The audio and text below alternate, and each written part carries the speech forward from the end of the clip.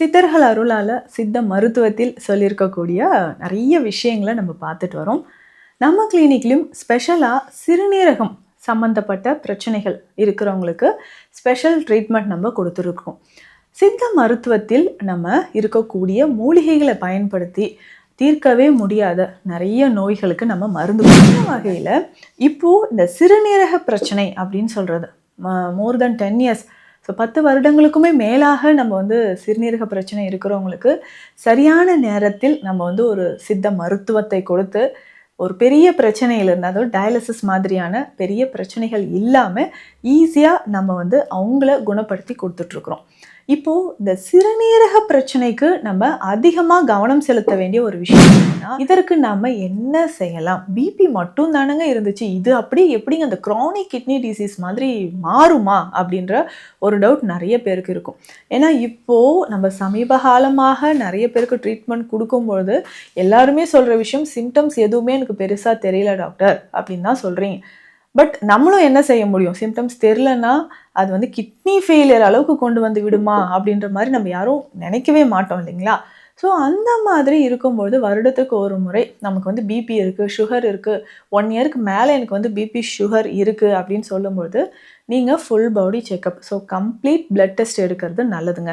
So அந்த complete blood test அப்படின்னு ஸ்டார்டிங்கில், ஏன்னா நிறைய பேர் என்கிட்ட சொல்கிறீங்க டாக்டர், நீங்கள் பதிவில் சொல்லியிருக்கீங்க ஸ்டார்டிங்லேயே வந்துட்டிங்கன்னா இன்னும் சிவியர் ஆகாமல் இருக்கும், அது பார்த்தோன்னே தான் டாக்டர் இந்த சிம்டம் எல்லாம் எனக்கும் இருந்துச்சு, அதனால் உடனே இப்போ நான் மெடிசன் எடுக்க ஸ்டார்ட் பண்ணலான்னு வந்திருக்கேன்னு சொல்வீங்க. அப்போது அந்த மெடிசன் ஒரு 1 or 2 months, ஒரு 1 to 2 மாதங்கள் எவ்வளவு உங்களுக்கு உடல்நிலை எவ்வளவு பாதிப்பு இருக்கோ அதற்கு ஏற்ற கால அளவு நீங்கள் மெடிசன்ஸும் கரெக்டாக டயட்டும் நாங்கள் டயட் சார்ட் கொடுத்துருவோம் இல்லைங்களா? Welcome to Nitya's Varam, where ancient Siddha tradition meets modern healing. Experience the difference. வரம் நேயர்களுக்கு வணக்கம். நான் டாக்டர் நித்யா, சித்தா ஃபிசிஷியன்.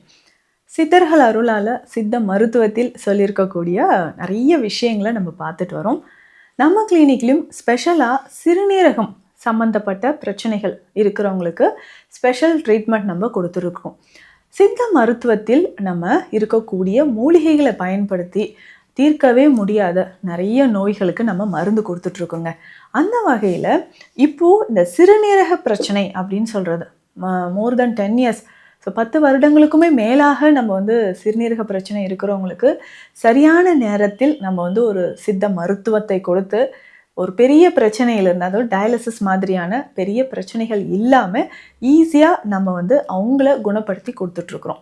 இப்போது இந்த சிறுநீரக பிரச்சனைக்கு நம்ம அதிகமாக கவனம் செலுத்த வேண்டிய ஒரு விஷயம் என்னென்னா, நேற்று கூட ஒரு பேஷண்ட் வந்திருந்தாங்க. கிட்டத்தட்ட பார்த்தீங்கன்னா பிளட் ப்ரெஷர் எனக்கு அதிகமாக இருந்துச்சு டாக்டர், ஆனால் 1 வருஷமாக அந்த பிபிக்கான டேப்லெட் மட்டுமே நான் சாப்பிட்டுட்டு வந்தேன், பிபி குறைதான்னு மட்டுமே பார்த்துட்டு இருந்தேன் அப்படின்னு சொன்னாங்க. என்ன சார், இப்போது கிரியேட்டின் லெவல் 7.9 கிட்ட வந்திருக்கு, ஆல்மோஸ்ட் 8. ஸோ இப்போது இப்படி இருக்கும்போது உங்களுக்கு ஏதாவது சிம்டம்ஸ் தெரிஞ்சிருக்குமே அப்படின்னா, அவர் சொன்ன ஒரே விஷயம் பிளட் ப்ரெஷர் மட்டும்தான். டாக்டர், நான் ஒரு 2 இயர்ஸ், நியர்லி 2 இயர்ஸ் இந்த பிபி தான் எனக்கு அதிகமாகவே இருந்துச்சு, நான் செக் பண்ணிவிட்டு பிபிக்கான மெடிசன்ஸ் மட்டும் தொடர்ந்து எடுத்துக்கிட்டேன், கொஞ்சம் டயட் ஃபாலோ பண்ணேன், ஆனால் டயட் நான் சரியாக ஃபாலோ பண்ணல, அவுட் சைட் ஃபுட் கொஞ்சம் சாப்பிட்ட மாதிரி ஆயிடுச்சு, என்னோடய ஜாப் நேச்சரே அப்படி தான். ஸோ அப்போது யாருமே எக்ஸ்பெக்ட் பண்ணியிருக்க மாட்டோம் இல்லையா?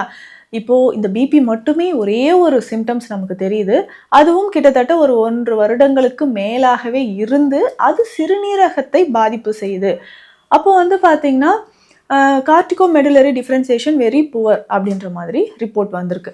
ஸோ அது மட்டும் இல்லாமல் 2 கிட்னிலையும் கிட்னி ஷ்ரிங்கேஜ், சுருக்கம் ஏற்பட்டிருக்கு. அதாவது சிறுநீரகத்தை உள்ளே இருக்கக்கூடிய அந்த கார்டெக்ஸ், அதோட ஃபில்ட்ரேஷன் ரேட், உள்ளே இருக்கக்கூடிய குளோமருலஸ் எல்லாமே பார்த்திங்கன்னா சுருக்கம் ஏற்பட்டிருக்கிறத நம்ம பார்க்குறோம்.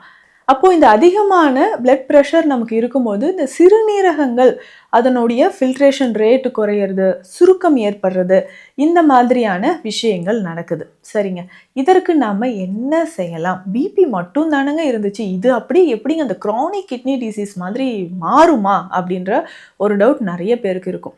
ஏன்னா இப்போது நம்ம சமீப காலமாக நிறைய பேருக்கு ட்ரீட்மெண்ட் கொடுக்கும்பொழுது எல்லாருமே சொல்கிற விஷயம், சிம்டம்ஸ் எதுவுமே எனக்கு பெருசாக தெரியல டாக்டர் அப்படின்னு தான் சொல்கிறீங்க. பட் நம்மளும் என்ன செய்ய முடியும்? சிம்டம்ஸ் தெரிலன்னா அது கிட்னி ஃபெயிலியர் அளவுக்கு கொண்டு வந்து விடுமா அப்படின்ற மாதிரி நம்ம யாரும் நினைக்கவே மாட்டோம் இல்லைங்களா? ஸோ அந்த மாதிரி இருக்கும்போது வருடத்துக்கு ஒரு முறை நமக்கு வந்து பிபி இருக்குது, சுகர் இருக்குது, 1 இயருக்கு மேலே எனக்கு வந்து பிபி சுகர் இருக்குது அப்படின்னு சொல்லும்போது நீங்கள் full body checkup, so complete blood test எடுக்கிறது நல்லதுங்க.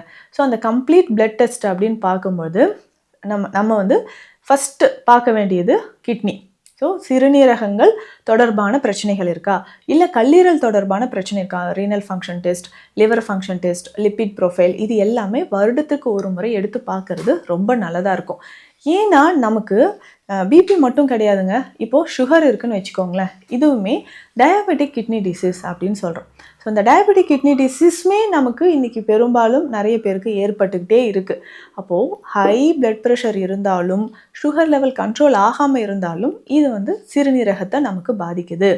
அப்போ பிளட் ப்ரெஷர் இருக்குன்னா நம்ம என்ன பண்ணுவோன்னா, ஓகேங்க இதுக்கான டயட் என்ன சொல்லியிருக்காங்க, ஆயில் ஃபுட் எடுக்க வேணாம்னு சொல்லியிருக்காங்க, சால்ட்டெல்லாம் நம்ம கம்மி பண்ணிக்கணும், இந்த மாதிரி நம்ம நினைப்போம். ஆனால் பிபி ஓரளவுக்கு மெயின்டைன் ஆகிட்டு தானே இருக்குன்ட்டு சில நேரம் நம்ம வந்து ஃபுட் ரெஸ்ட்ரிக்ஷன் ஃபாலோ பண்ணாமலும் விட்டுருவோம். அந்த நேரத்தில் தான் நமக்கு கிட்னி கொஞ்சம் கொஞ்சமாக பாதிப்புக்கு உள்ளாகுது.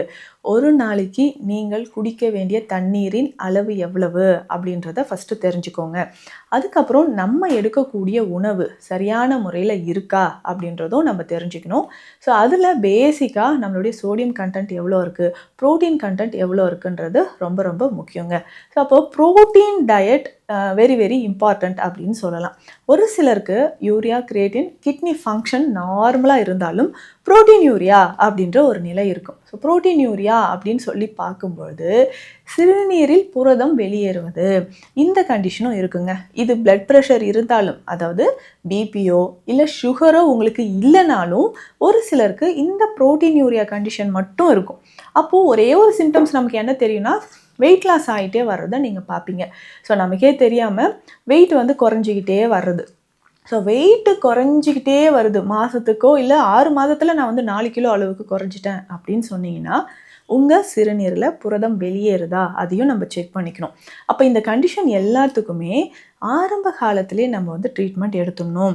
நிறைய பேர் பிபி தானே, இப்போ தானே கிட்னி லெவல் வந்து கொஞ்சமாக பாதிப்பு ஏற்பட்டிருக்கு, இது ஃபுட்லேயே நம்ம சரி பண்ணிக்கலாம், இந்த பேசிக் மெடிசன் எடுத்தே சரி பண்ணிக்கலான்னு விட்டுட்டிங்கன்னா 1 வருடம் மேக்ஸிமம் 1 வருடங்க, அதுக்குள்ளே நமக்கு என்ன ஆகுதுன்னா கிடுகிடுன்னு கிட்னி சம்மந்தப்பட்ட பிரச்சனை அதிகமாக ஆரம்பிக்குது, கிட்னி சுருக்கம் அதிகமாகுது. அதனால் ரொம்ப கவனமாக இருங்க.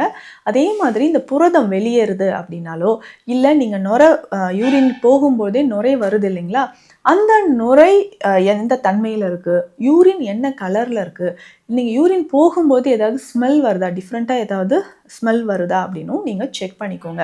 அப்போது கம்ப்ளீட்டாக யூரின் அனலைஸ் பண்ணி பார்க்கும்போது சிறுநீரில் எந்த அளவு, அதாவது ஆல்புமின், மைக்ரோ ஆல்புமின் யூரியா அப்படின்னு போட்டிருப்பாங்க. இல்லை ஒரு சிலர் நீங்கள் வந்து 24 hours ப்ரோட்டீனும் நீங்கள் செக் பண்ணுறீங்க இல்லையா. ஸோ அந்த மாதிரி இருக்கும்பொழுது சிறுநீரில் அந்த புரதம் வெளியேறக்கூடிய தன்மையை பொறுத்து நம்மளுடைய ஹெல்த்தை டிசைட் பண்ணிவிட்டு அதற்கேற்ற இம்மிடியேட்டாக நீங்கள் வந்து சித்த மருந்துகள் ஸ்டார்ட் பண்ணலாம். ஏற்கனவே நான் வந்து சுகருக்கும் பிபிக்கும் இந்த மெடிசன் எடுத்துகிட்ருக்கிறேன் அப்படின்னு சொன்னாலும் அதனோடு சேர்த்தே நீங்கள் வந்து சித்த மருந்துகளை எடுத்துக்கலாங்க.